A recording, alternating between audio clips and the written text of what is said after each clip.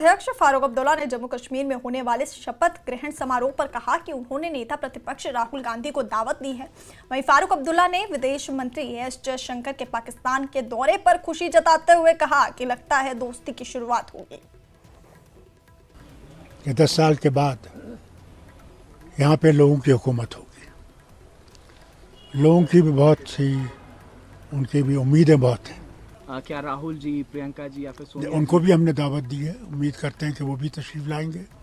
शरद पवार जी आ नहीं सकते, मगर उनकी बेटी सुप्रिया आ रही है। स्टालिन नहीं आ सकते क्योंकि ख़तरा है वहाँ पे साइक्लोन का, तो वो इसलिए वहाँ रुकना पड़ा है उनको। तो उनकी बहन जो है कन्यामुनी आ रही है।